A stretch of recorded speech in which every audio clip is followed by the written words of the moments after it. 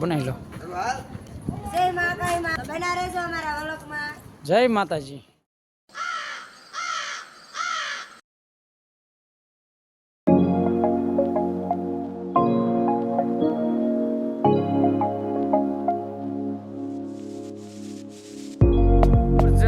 પાવાગઢ અહીંયા તળાવ છે એની પર બેટા ને જો ડુંગરો પણ જબરજસ્ત છે. અહીંયા ઝૂમ કરીને બતાવું. અહીંયા ચોમાસામાં છે ને ભાઈ ધોધ બહુ મસ્તીનો પડે. આપણે માળનાથમાં પડે ને એવો ધોધ પડે અહીંયા. જો અહીંયા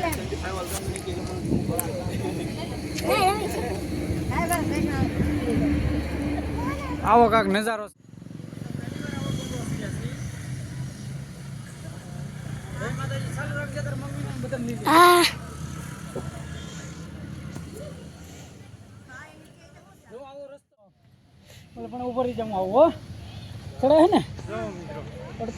આ છે પાવાગઢનો રસ્તો અને સામે દેખાય ને લોકેશન એ છે ગઢ.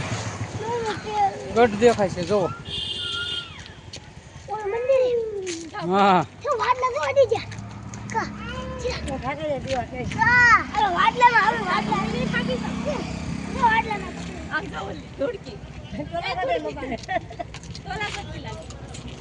કેમ છે ચેતનભાઈ?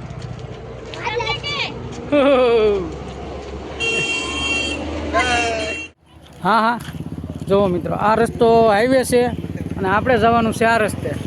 જો હું તમને રસ્તાનું લોકેશન પણ બતાવું તો રસ્તો કેવો છે. હાર્દિકભાઈ ચડે છે, ધાર્મિકભાઈ ચડે છે. ધીમે ધીમે પથરા પણ ચડવાના છે આપણે. આપણને પાડી દે. જુઓ મિત્રો કેવું લોકેશન છે. અહીંયા કાંઈક રૂમ છે, ગુફાઓ હોય ને એવું લાગે છે, પણ હવે આપણને નથી ખબર કેવું લોકેશન. ગુફાઓ છે એમ સરસ મજાની ગુફાઓ છે, બહુ મસ્તીની ગુફાઓ. અને અહીંયા નજારો પણ એકદમ સરસ મજાનો નજારો આવે છે. જો અહીંયા પવન પણ કેવો મસ્ત આવે છે. લોકેશન પણ એકદમ જબરજસ્ત છે મિત્રો. જો આ કિલ્લો છે. બિના રેજો વિડીયોમાં હું તમને લોકેશન બતાવું જબરજસ્ત. જુઓ મિત્રો, ઓહો એકદમ જબરજસ્ત લોકેશન છે, સરસ મજાનું. જુઓ અહીંયા હાર્દિકભાઈની બધા નીચે હાલીને જાય છે. જુઓ કેવો સરસ મજાનું લોકેશન છે એકદમ. હો ભાઈ પવન પણ એકદમ મસ્તીનો આવે છે મિત્રો. તો આવું લોકેશન તો આપણે આજે પહેલી વાર જોયું છે. એકદમ સરસ મસ્તીનું લોકેશન છે મિત્રો. તો બિના રહેજો અમારા વિડીયોમાં. હજી તો આપણે અડધે પીગ્યા છીએ, પણ તમને આખો વિડીયો અમે બતાવશું. તો બિના રહેજો અમારા વિડીયોમાં. જય માતાજી. જો કેટલી ઝાડી છે. આગો રહેજે બેટા. કાંઈ નથી દેખાતું. કરે તારું.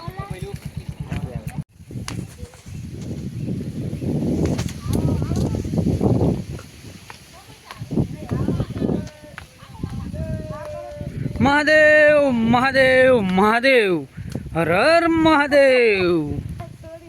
મહાદેવ મહાદેવ. મારે હું જોતો મહાદેવ એકવાર. ઓકે જય માતાજી.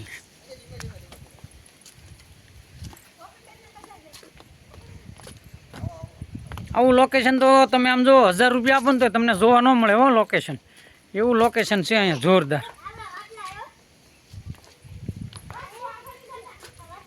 મહાદેવ મહાદેવ મહાદેવ. પ્રેમ છે બોલો જય મહાકાળી. જો મિત્રો એવું મસ્તનું લોકેશન છે ને અહીંયા. લોકેશન લોકેશન લોકેશન એકદમ જબરજસ્ત લોકેશન. અને અહીંથી આ ડુંગરો દેખાય છે. જુઓ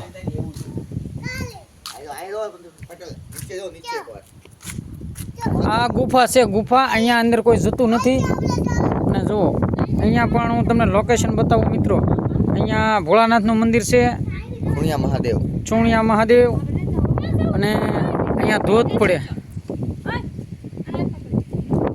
ચાલો આ હાલીને આવ્યા ને મિત્રો એટલે જોવા મળે. બસમાં આવીએ તો આ જોવા ન મળે. તો આપણે હાલીને આવેલા છીએ એટલે જોવા મળે છે. તો ચાલો જય મહાકાળીમાં. જુઓ મિત્રો પાવાગઢનો ડુંગરો કેવો મારા ભાઈ. આવો તે ડુંગરો કોણે રે બનાવ્યો. હીરે ડુંગરામાં જાડીને ઝાખરા હીરે ડુંગરામાં ઝાડીને ઝાખરા ઘણા બધા પગથિયા હોય મારા ભાઈ પાવાગઢનો ડુંગરો કોણે રે બનાયો જય માતાજી જય મહાકાળી માં બાપા સીતારામ બાય બાય હાલો મિત્રો આપણે અહીંયા પાવાગઢ માસીની બાજુમાં 7 કમાન આવેલું છે તો તમને હું બતાવું 7 કમાન મેં નથી જોયું પણ ઈ દેખાડ જો આ મિત્રો ગુફાઓ છે આપણે જોરદાર ગુફાઓ છે કાંઈ વાંધો નહીં અંદર જો આવી ગુફાઓ તમે પાવાગઢ આવો ને પણ જોવા નહીં મળે પણ આ કોઠાર છે આપણે ગિરનાર છે ને એવા કોઠાર તો જો સરસ મજાના કોઠાર છે મિત્રો કંઈ દેખાતું નથી કોઠાર છે અમારા હાળા ચેતનભાઈ પણ અમારી સાથે છે ને જો તમને અમે બતાવશું ભોંયરા છે બીજું કાંઈ છે નહીં ને સરસ મજાનું લોકેશન છે સરસ મજાનું લોકેશન છે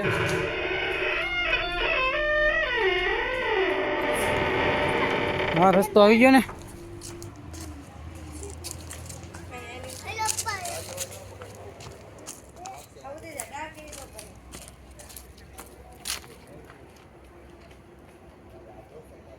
બાબુ બોલે બેટા આવીએ